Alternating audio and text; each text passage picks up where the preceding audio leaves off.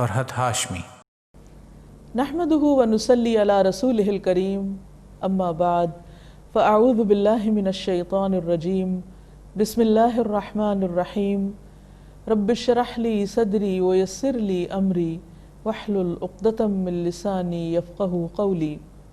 آج کا پروگرام سورۃ البقرہ کی آیت نمبر 8 سے 16 پر مبنی ہے، تو آئیے سب سے پہلے ان آیات کی تلاوت سنتے ہیں۔ اعوذ باللہ من الشیطان الرجیم، بسم اللہ الرحمن الرحیم۔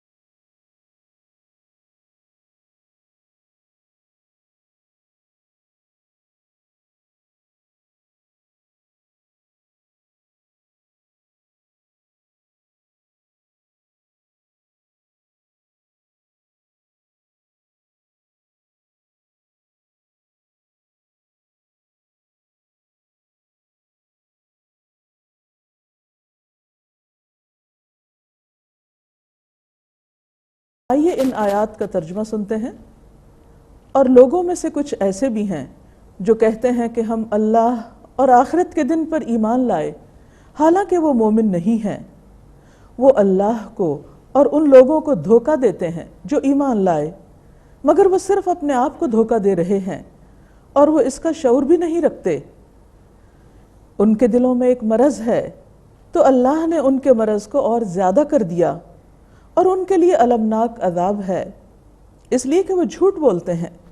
اور جب ان سے کہا جاتا ہے کہ زمین میں فساد نہ کرو، تو وہ کہتے ہیں کہ ہم تو اصلاح کرنے والے ہیں۔ خبردار، یہی لوگ فساد کرنے والے ہیں، لیکن وہ شعور نہیں رکھتے، سمجھ نہیں رکھتے۔ اور جب ان سے کہا جاتا ہے کہ جس طرح لوگ ایمان لائے ہیں تم بھی ایمان لاؤ، تو کہتے ہیں کہ کیا جس طرح بے وقوف ایمان لائے ہیں ہم بھی اسی طرح ایمان لائیں؟ خبردار، یقیناً وہ خود ہی بے وقوف ہیں، لیکن وہ جانتے نہیں۔ اور یہ لوگ جب ان سے ملتے ہیں جو ایمان لائے تو کہتے ہیں کہ ہم ایمان لائے، اور جب اپنے شیطانوں کے پاس تنہا ہوتے ہیں تو ان سے کہتے ہیں کہ یقیناً ہم تو تمہارے ساتھ ہیں، ہم تو صرف مذاق کرتے ہیں۔ اللہ ان سے مذاق کر رہا ہے اور انہیں ان کی سرکشی میں مہلت دیے جا رہا ہے، تو وہ بھٹکتے پھرتے ہیں۔ یہی وہ لوگ ہیں جنہوں نے ہدایت کے بدلے گمراہی خریدی، تو نہ ان کی تجارت ہی فائدہ مند ہوئی اور نہ وہ ہدایت پانے والے ہیں۔ مختصر وضاحت۔ سورۃ الفاتحہ میں اللہ سبحانہ وتعالیٰ نے 3 گروہوں کا ذکر کیا، انعام یافتہ، دوسرے وہ جن پر غضب ہوا، اور تیسرے بھٹکے ہوئے لوگ۔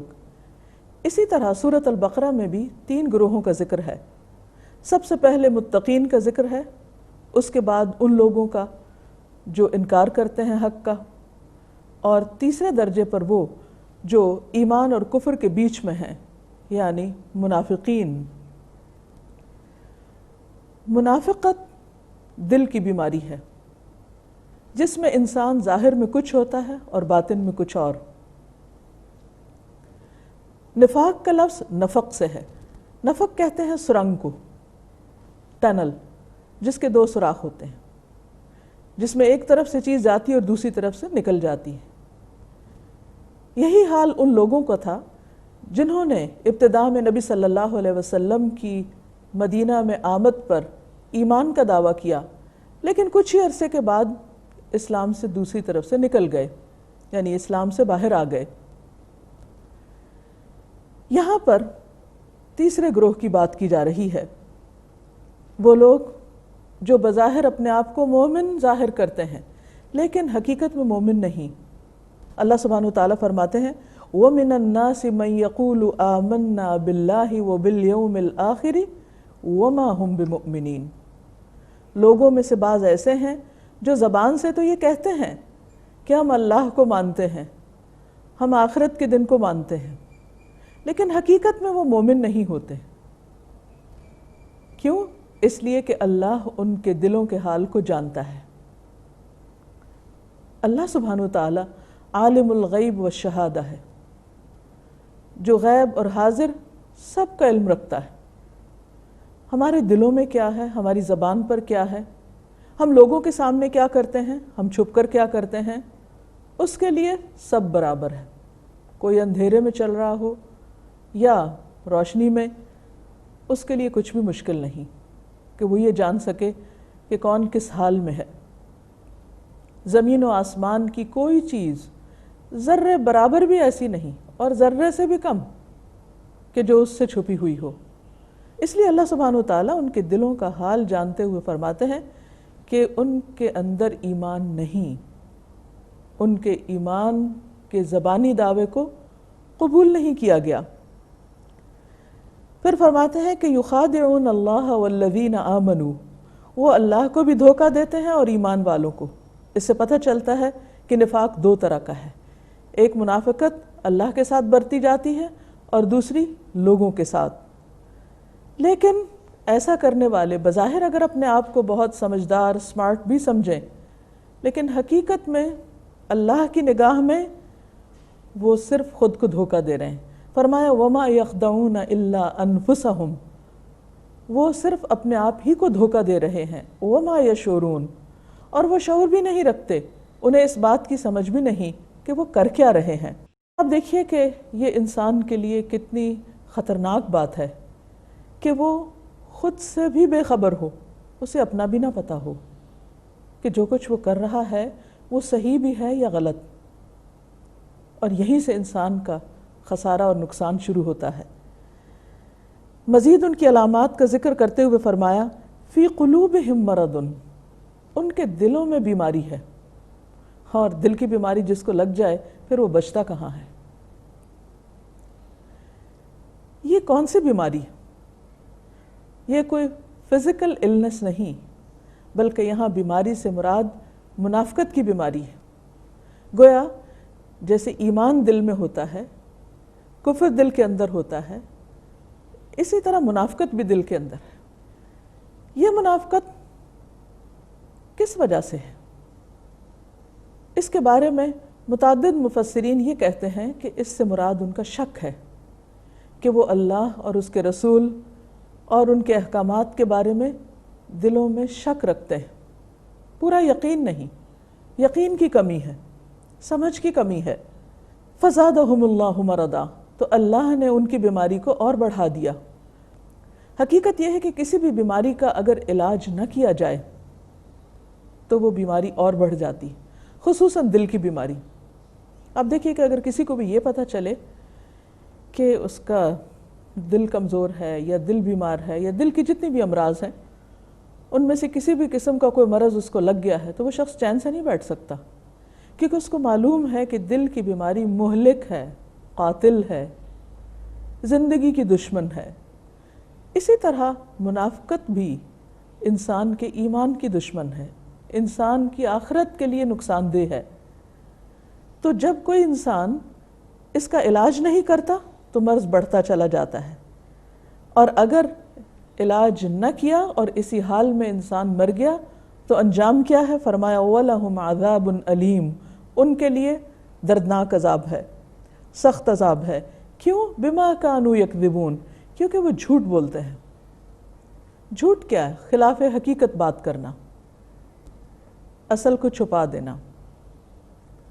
منافق بھی باتوں میں بہت ہوشیار تھے، وہ اپنے دل کے اندر کے کفر، شک اور منافقت کو اس طرح چھپاتے کہ دوسروں کو خبر بھی نہ ہونے دیتے۔ اسی لیے ہم دیکھتے ہیں کہ مخلص اہل ایمان نبی صلی اللہ علیہ وسلم کے دور میں بھی اور بعد میں اپنے بارے میں نفاق سے بہت ڈرتے تھے۔ نبی صلی اللہ علیہ وسلم نے ایک صحابی کو منافقین کے نام بتائے تھے جو اللہ سبحانہ وتعالیٰ کی طرف سے بذریعہ وحی آپ کو بتائے گئے تھے۔ حضرت عمر رضی اللہ تعالیٰ عنہ کو یہ پتہ چل گیا کہ فلاں شخص کو منافقین کے نام معلوم ہیں۔ وہ ان کے گھر جاتے ہیں، دروازہ کھٹکھٹاتے ہیں اور ان کو اللہ کی قسم دے کے پوچھتے ہیں کہ تم مجھے ضرور بتاؤ گے کہ کہیں میرا نام تو اس لسٹ میں نہیں، میں تو اس فہرست میں شامل نہیں۔ اور یہ ایک حقیقت ہے کہ جو شخص جتنا باشعور ہوتا ہے اسے اپنی خطائیں اور اپنی غلطیاں اتنی ہی زیادہ نظر آتی ہیں، اور وہ ان کے بارے میں اتنا ہی ورڈ بھی ہوتا ہے، پریشان بھی ہوتا ہے، اور وہ چھوٹی چھوٹی چیز پر نگاہ رکھتا ہے۔ اسی لیے مومن کو اپنی چھوٹی سی غلطی بھی بڑی نظر آتی، جبکہ منافق بڑے سے بڑے گناہ کو بھی معمولی سمجھتا ہے۔ تو یہاں اللہ تعالیٰ فرماتے ہیں کہ منافقت کی اصل وجہ کیا ہے، یا منافقین کے اندر جو بنیادی خرابی ہے وہ جھوٹ کی خرابی ہے۔ ایک حدیث سے بھی ہمیں پتہ چلتا ہے کہ جس شخص کے اندر 4 خصلتیں ہوں وہ پکا منافق ہے، اور اگر ان میں سے کوئی ایک خصلت ہو تو اس کے اندر نفاق کا ایک درجہ ہے۔ وہ 4 باتیں کیا ہیں؟ کہ بات کرے تو جھوٹ بولے، وعدہ کرے تو پورا نہ کرے، اس کے پاس امانت رکھی جائے تو اس میں خیانت کرے، اور اگر کسی کے ساتھ لڑائی جھگڑا ہو تو گالی گلوچ پر اتر آئے۔ یہ اخلاق ایک منافق کا اخلاق ہوتا ہے۔ ایک اور حدیث سے ہمیں پتہ چلتا ہے کہ خواہ وہ نماز پڑھے، خواہ وہ روزہ رکھے، لیکن اگر وہ لوگوں کے ساتھ دھوکہ کرتا ہے، لوگوں کو نقصان پہنچاتا ہے، ان کے ساتھ جھوٹ بولتا ہے، تو اس کا یہ جھوٹ بولنا اور دھوکہ دینا، لوگوں کو بے وقوف بنانا، اس کی اپنی آخرت کے لیے سخت نقصان دہ ہے۔ لہذا ایسے لوگوں کے لیے کیا کہا گیا؟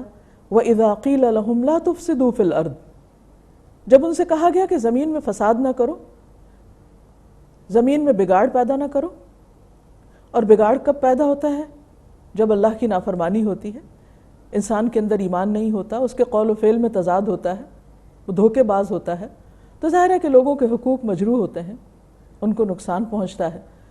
تو جب ایسے لوگوں کو منع کیا جاتا ہے کہ اس قسم کے کام نہ کرو، تو وہ اپنی غلطی کو تسلیم بھی نہیں کرتے۔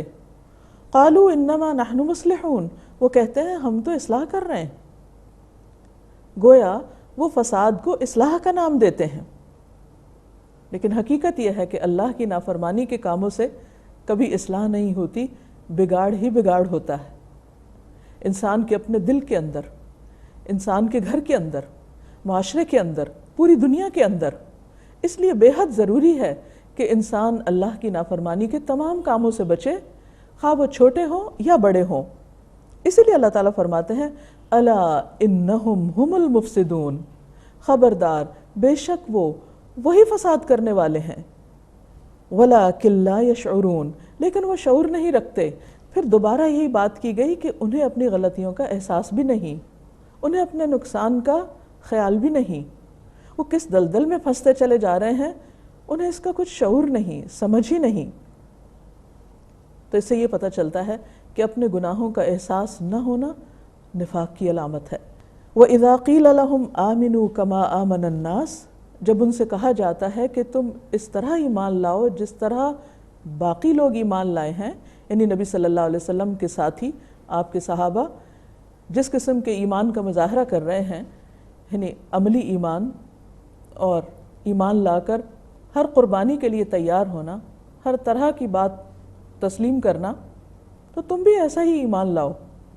کیونکہ منافقین کو جب کوئی حکم ملتا تھا، مثلا نماز کے لیے کہا جاتا تو اس میں سستی کرتے، صدقہ خیرات کے لیے کہا جاتا تو ان کے دل تنگ ہوتے، کہیں جنگ یا جہاد پر جانا ہوتا تو وہاں انہیں مشکل ہوتی، پیچھے رہ جاتے۔ تو ان سے کہا گیا کہ اپنی اصلاح کر لو اور جیسے اللہ اور اس کے رسول صلی اللہ علیہ وسلم کا حکم ہے اس کے مطابق زندگی بسر کرو۔ تو وہ کہتے قالوا انؤمن کما آمن السفہاء، کیا ہم اس طرح ایمان لائیں، ویسے ہی بن جائیں جیسے یہ بے وقوف لوگ ایمان لائے ہیں۔ گویا ان کے نزدیک مخلص اہل ایمان جو ایمان لا کر اپنی مرضی چھوڑ کر اللہ کی مرضی کے تابع ہوتے ہیں، جو قربانی کی سطح پر جیتے ہیں، آخرت کے فائدوں کی خاطر دنیا کے فائدے قربان کر لیتے ہیں، وہ ان کے نزدیک بے وقوف لوگ تھے، نعوذ باللہ۔ الا انہم ہم السفہاء، خبردار، سن لو، آگاہ رہو، بے شک وہ وہی دراصل بے وقوف ہیں جو ایسا سوچتے ہیں۔ کسی کو بے وقوف کہنے سے کوئی بے وقوف نہیں ہو جاتا۔ اگر ہم کسی کو بے وقوف سمجھیں تو ضروری نہیں کہ وہ بے وقوف ہی ہو۔ پھر معیار کیا ہے کسی کے عقل مند ہونے کا اور بے وقوف ہونے کا؟ دیکھا یہ جائے گا کہ اللہ اور اس کے رسول کیا فیصلہ کرتے ہیں صلی اللہ علیہ وسلم۔ الا انہم ہم السفہاء ولکن لا یعلمون۔ اللہ سبحانہ وتعالیٰ کا فیصلہ یہ ہے کہ وہ بے وقوف ہیں لیکن وہ علم نہیں رکھتے، وہ جانتے نہیں ہیں۔ تو اس سے بھی پتہ چلتا ہے کہ منافقت لا علمی سے آتی ہے۔ انسان بعض اوقات حقیقت کو جانتا نہیں ہوتا، اس لیے جو اس کی عقل کہتی ہے یا جو اس کا دل چاہتا ہے، جس چیز پہ اس کا نفس راضی ہوتا ہے یا جو آس پاس کے لوگ اس کو مشورہ دیتے ہیں، وہ ان چیزوں کو اپنی کامیابی کا معیار سمجھ کر انہیں اختیار کر لیتا ہے۔ لیکن ضروری نہیں کہ جسے لوگ اچھا کہیں وہی چیز اچھی ہو۔ دین کے معاملے میں ہمیں لوگوں سے سرٹیفکیٹ نہیں چاہیے۔ دین کے معاملے میں ہمیں یہ دیکھنا ہوگا کہ اللہ سبحانہ وتعالیٰ کسی چیز کے بارے میں کیا فیصلہ دیتے ہیں۔ پھر فرمایا کہ وَإِذَا لَقُوا الَّذِينَ آمَنُوا قَالُوا آمَنَّا، جب وہ ایمان والوں سے ملتے ہیں تو کہتے ہیں کہ ہم ایمان لائے۔ یعنی اہل ایمان کی مجلس میں ان کے ساتھ بہت اچھے اخلاق سے پیش آئیں گے، ان کو اپنی دوستی کا یقین دلائیں گے۔ وَإِذَا خَلَوْا إِلَىٰ شَيَاطِينِهِمْ، اور جب اپنے شیطانوں یعنی اپنے سرکش لیڈروں کے پاس جاتے ہیں تو ان کو راضی کرنے کی کوشش کرتے ہیں۔ تنہائی میں جب ان سے ملتے ہیں تو ان سے کہتے ہیں قالوا انا معکم، فکر نہیں کرو ہم تمہارے ہی ساتھ ہیں، تمہارے ہی گروہ میں ہیں۔ انما نحن مستہزئون، بے شک ہم تو مذاق اڑا رہے ہیں۔ کس کا؟ مخلص اہل ایمان کا۔ مذاق کس کا اڑایا جاتا ہے؟ جس کو انسان اپنے سے کمتر سمجھتا ہے، حقیر سمجھتا ہے۔ تو ان کے نزدیک مخلص اہل ایمان جو ایمان لا کر قربانی کرنے کی وجہ سے معاشرے میں اس معیار پر نہیں تھے جس پر لوگ انہیں دیکھنا چاہتے تھے یا یہ لوگ خاص طور پر دیکھنا چاہتے تھے، تو وہ ان کو حقیر سمجھ کر ان کا مذاق اڑاتے تھے۔ لیکن اللہ سبحانہ وتعالیٰ نے ان کا جواب کیسے دیا؟ اللہ یستہزئ بہم، اللہ ان کا مذاق اڑاتا ہے، اللہ ان کو حقیر سمجھتا ہے۔ وَيَمُدُّهُمْ فِي طُغْيَانِهِمْ يَعْمَهُونَ، اور انہیں ان کی سرکشی میں مہلت دیے جا رہا ہے، جس کی وجہ سے وہ خوش ہیں کہ ہم غلط کام بھی کر رہے ہیں اور ہماری پکڑ بھی نہیں ہو رہی، حالانکہ وہ بھٹکتے پھر رہے ہیں۔ انہیں یہ معلوم ہی نہیں کہ وہ اپنا کس قدر نقصان کر رہے ہیں۔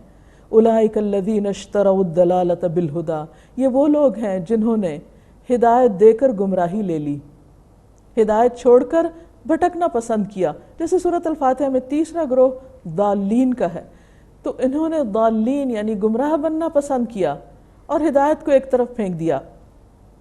فما ربحت تجارتہم، ان کی تجارت فائدہ مند نہ ہوگی۔ انہوں نے جو یہ بزنس کیا ہے یعنی دنیاوی فائدوں کی خاطر اپنی آخرت کو قربان کر ڈالا، تو اس سے انہیں کچھ زیادہ فائدہ نہ ہوگا۔ وما کانوا مہتدین، اور ایسے لوگ ہدایت بھی نہیں پا سکتے۔ ہدایت پانے کے لیے ضروری ہے کہ انسان ہدایت کی سچی طلب رکھے۔ تو بہرحال یہاں پر منافقین کا ذکر کیا گیا، جن کی بہت ساری صفات بیان کی گئیں، جن میں خاص طور پر ان کے بے شعور ہونے، بے علم ہونے کا ذکر ہے، پھر ان کے جھوٹ بولنے اور دھوکہ دینے کا ذکر ہے۔ تو اللہ تعالیٰ سے دعا ہے کہ وہ ہمیں ایسی بری صفات سے محفوظ رکھے اور ہمیں سچا ایمان نصیب کرے جس کی وجہ سے ہم دنیا اور آخرت میں کامیاب ہو سکیں۔ آپ سب کے لیے دعائیں اور نیک تمنائیں۔ السلام علیکم ورحمۃ اللہ وبرکاتہ۔